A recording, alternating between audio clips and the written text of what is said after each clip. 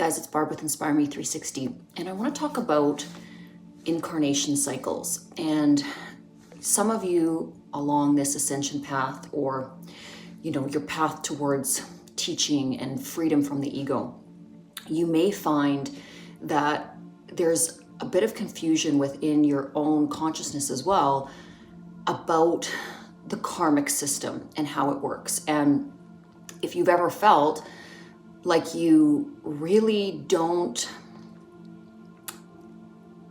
identify with the amount of seeming karma that is presenting itself in your life. So in this incarnation, you feel like you have a really great grasp of what you need to do and what others need to do in terms of raising their consciousness or raising your own consciousness, yet you keep having these sort of karmic type lessons or experiences. And so I kind of want to demystify this, because there are most definitely souls that incarnate on planet Earth that are not within the karmic system. However, they have to learn how to maneuver through the density of Earth. And what I mean by this is that they've come as teachers, and to understand how to best serve, they actually have to experience the density of Earth, and also through the veil of spiritual amnesia, it feels like the soul does not remember its higher state of being or the level of achievement that it came to Earth with. And then at a certain point within the incarnation, you will start to have these doors within your consciousness start to reopen, this kind of remembering.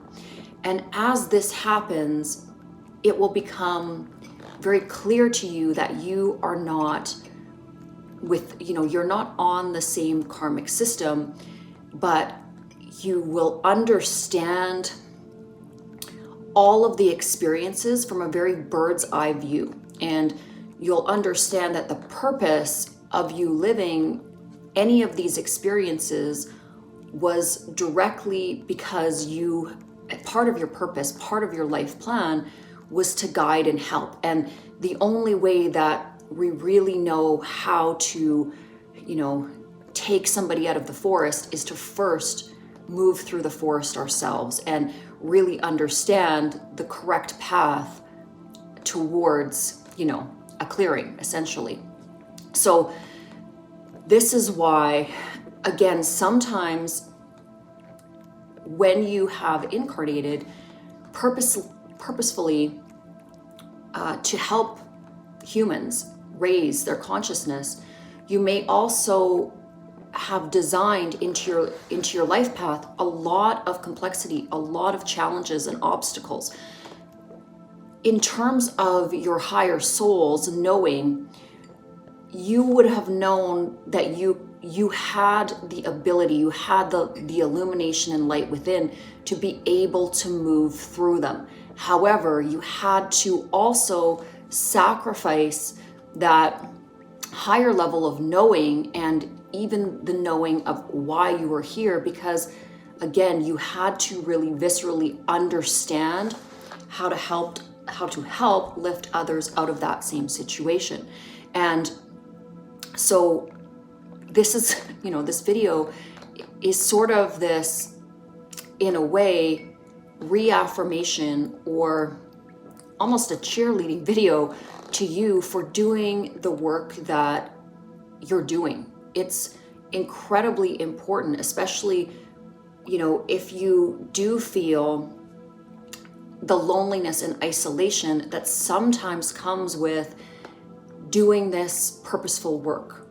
And I try to stay away from the modern new agey terms like starseed or, indigo child, all of these things. I mean, they're word forms. They're not necessarily bad, but unfortunately they've been misused in a way that makes the collective feel that a lot of intelligence behind them. And that kind of is a problem, because we're dealing with a world that is heavily based in intellect and logical thinking and spirituality, but spirituality in a very, very highly constructed patterning. It's not a free type of spirituality. It's a lot of heavy dogma that is directed by the church that doesn't, or churches, that doesn't really leave a lot of room for the illumination of individual minds or collective minds. And in some cases, that's good, because we have, instances like individuals that start cults and, go off on a tangent. But again, the way that we can recognize something that is of truth and something that is completely distorted, like a cult leader, is, it's very obvious. If you're being asked to invest money, if you're being asked to leave society, if you're being asked to, leave your family behind, if there's any type of violence integrated into the teachings, that's absolutely not of the divine. And, if the beliefs are, again, structured in a way that they're so concretely absurd, that's not going to be of the divine. Divine wisdom and divine knowledge, even though there are certain principled laws, there is always room for expansion. That's the purpose of mind. That's the purpose of having a consciousness. And joining with that divine mind is that we are supposed to expand. We are supposed to gain higher and higher evolutions or states of knowing of the complexities and the beauty of unconditional love. It's not a static state. It's an eternal state, which is beautiful, but it's not a static state. And the universe itself is continually learning, and it's doing this in a multiplicity of different ways, through different lifetimes, different organisms, different patterns, different outcroppings of existence. And certainly no one human being or organization or group of human beings knows the ultimate truth of everything. It's not possible, in the way that our mind, body, spirit complexes in a body, how we perceive. So again, even the most authoritative groups, or what we call authorities of spirituality on the planet, still don't have the entire picture. And really, the entire picture is everything. In terms of Earth School, it is all of the religions, all of the cultures, all of the plants and animals, everything that is an out manifestation of the love and the light. And until you integrate the understanding of everything, and still that's not everything, that's just everything here on planet Earth, you really can never conceive, the unified theory, or, the theory of everything. It's not possible.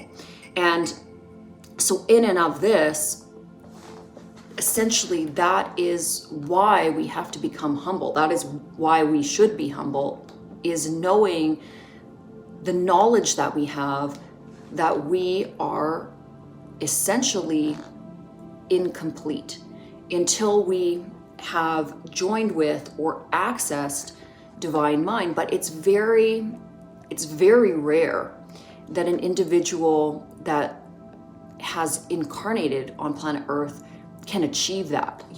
There may be a select few that have ever incarnated here, Buddha, Jesus, Krishna, that have achieved that type of enlightenment and that type of joining with the divine. And yet still in the modern era, we have no way to prove that.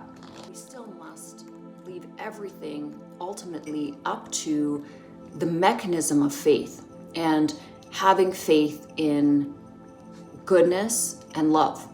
And really that's the energy of the divine, the energy of unconditional love. I'm going to say it again and again and again in all these videos. It's a simple principle to talk about. It's a simple principle to try to teach. It is exceptionally difficult to even grasp it in a small amount in terms of living that truth. There are,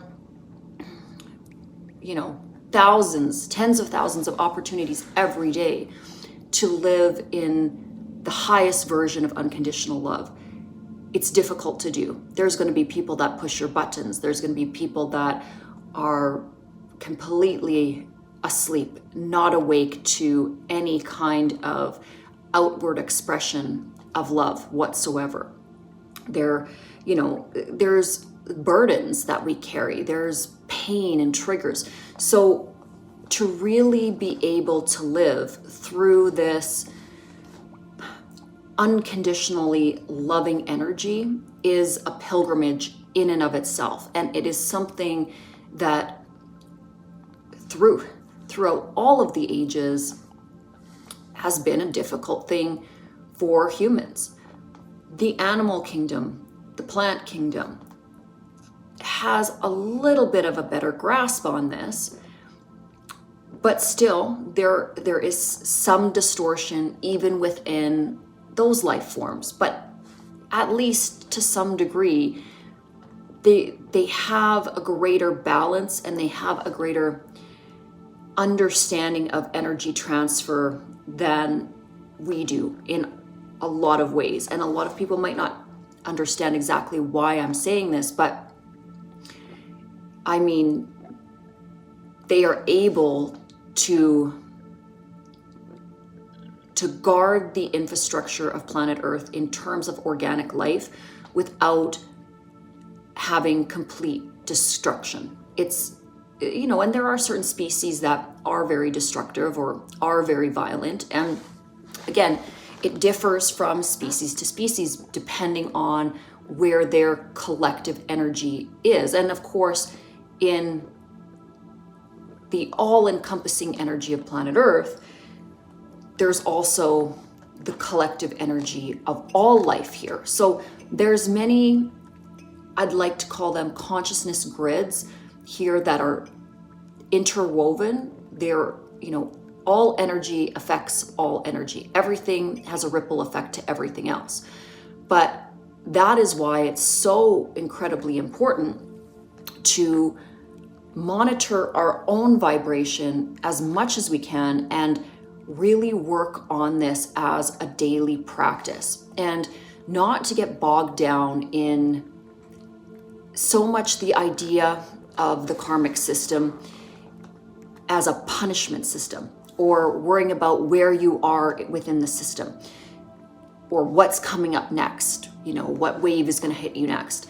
Simply by living in the moment and doing the absolute best you can to not project negativity or distortion onto anything, whether it's a text message, whether it's a phone call, whether it's standing in line and there's somebody irritated in front of you.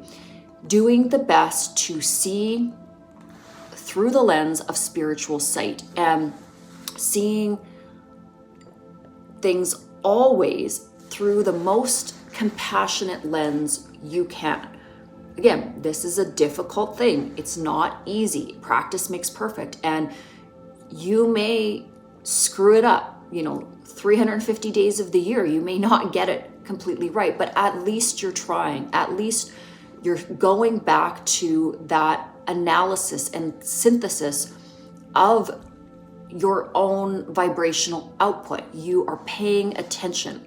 And as a student, that's what we are all supposed to do, to become more cognizant of how we're showing up and how we are affecting the other, all others, all other forms of life. How am I, the human being, affecting life here? And am I leaving? My mantra which I try to always live by, is am I leaving each interaction with any being, any life form, whatever it is, in a better state than I found it? You know, have I watered the plants that I walked by? Have I recycled it? Have I seen something that could be improved? When I'm dealing with an individual, have I lifted them up today? Have I made them feel a little bit better about themselves? Or have I taught them something valuable? When we can approach each day in this fashion, again, we're teaching ourselves to be the highest version of what we can be, and we're teaching and lifting others, and we're learning this protective energy of helping the state of all life. And as we learn as a human species and as a planetary system to join in this collaborative energy and cycle out some of these very dense lower energies that are based on competition and greed and service to self, and not really paying attention to the whole unified collective, we will see a greater and greater manifestation of a heaven-like world. It will be like, again, a very peaceful, beautiful, safe world as we diligently cycle these lower density energies, thought forms, and distortions out of our world. But it takes an immense amount of strength to propel yourself and operate by this energy, because the ego is going to trigger you time and time again in almost every situation. So again, I really encourage you on this path. I really applaud you for the work that you're doing, just as I do myself, just as I have my own difficult, frustrating, hard days all of the time, just as I have to go back and look at my behavior, rework it in my brain and say, how could have I had a better output of my own energy? And in and of doing this kind of replay of my day, of my actions, and when I really sit and marinate in what is the better version that I can bring forth, I am learning, I am teaching, and then I can go out and I can teach these concepts very effectively to the collective as well. And this isn't going to resonate with everybody. Some of this, some individuals might watch this and think it's a little bit kooky, but the message, there's nothing that anyone could derive from the message that I'm teaching that would say that I'm teaching something that would harm others. It's all of it is geared towards creating a more beautiful world for generations to come, for every species on this planet. So I'm going to sign off. I've got to get my butt to work this morning, but that was just, my download from my last kind of 24 hours. So enjoy your weekend, and again, I'll see you in the next video.